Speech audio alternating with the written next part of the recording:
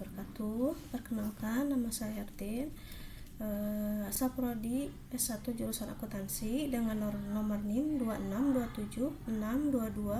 26276220101003. Untuk memenuhi tugas pendidikan kewarganegaraan, saya akan memaparkan studi kasus yang berhubungan dengan bab 3, yaitu pentingnya integrasi bagi bangsa Indonesia. Di tengah tantangan toleransi atau radikalisme, peran lembaga pendidikan tradisional seperti pesantren sering diangkat sebagai contoh positif dalam upaya memperkuat integrasi nasional melalui nilai-nilai moderasi. Moderasi adalah sikap dan tindakan mengambil jalan tengah, bersikap adil, seimbang, serta menghindari perilaku atau pandangan yang ekstrim atau berlebihan. Diskusi publik seringkali menekankan bahwa pesantren adalah garda terdepan untuk membentengi generasi muda dari paham-paham yang dapat merusak persatuan. Sehingga ketika ada tayangan atau narasi yang dinilai memojokkan institusi tersebut, hal itu memicu protes keras dari masyarakat karena dianggap merusak harmoni sosial. Integrasi bangsa saat ini sangat rentan dengan algoritma kebangsaan.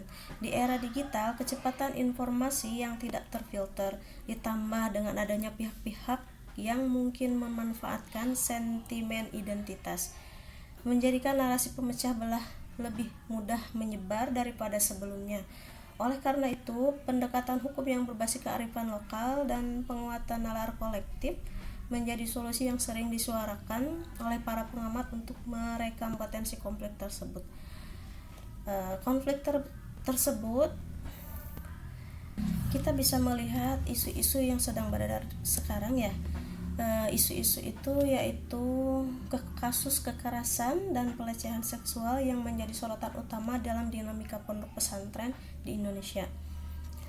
Laporan dari berbagai lembaga mencatat tingginya insiden pelanggaran hak asasi di lingkungan pendidikan berasrama ini, termasuk pelecehan dan kekerasan fisik oleh figur otoritas.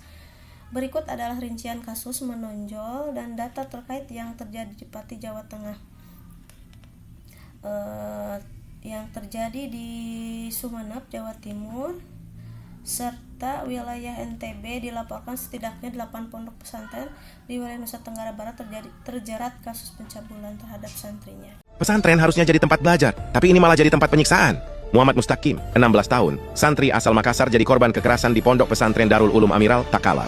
Ia diduga dipukuli 2 temannya hingga terluka parah di asrama. Dalam kondisi ketakutan, Mustaqim lari minta tolong ke ustadz. Tapi bukannya dilindungi, justru kembali jadi korban. Sang ustadz malah diduga membanting, menampar, dan memukul korban tanpa mencari tahu kejadian sebenarnya. Ini bukan lagi pelanggaran, ini kejahatan terhadap anak. Lalu pertanyaannya, kenapa para pelaku masih bebas? Ada apa di balik kasus ini? Siapa namamu siapa? Asyari. Asyari siapa? Asyari. Asyari siapa? Ya Asyari itu memang sama saya. Sing di Kiai mana kamu? Cekal Kiai Mergopo. apa? Betul Kiai. Ponpes apa? Cekal Mergopo. Tangkap karena apa? Enggak bisa ngomong.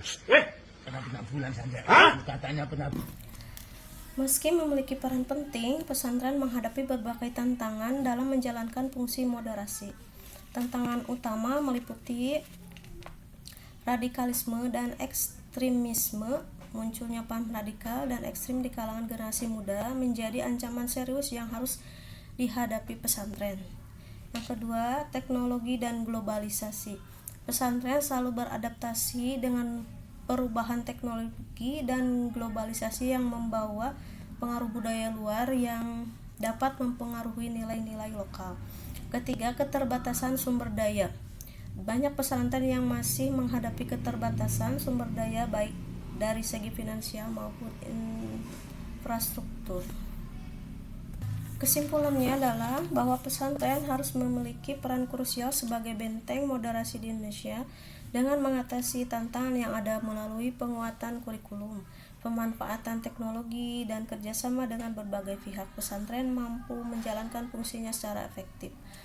Hal yang positif menunjukkan bahwa pesantren dapat menjadi model pendidikan yang adaptif dan berkelanjutan di era modern. Ke depan, pesantren diharapkan terus berinovasi dan memperkuat kolaborasi untuk menghadapi tantangan global yang semakin kompleks. Sekian pemaparan dari saya. Wassalamualaikum warahmatullahi wabarakatuh.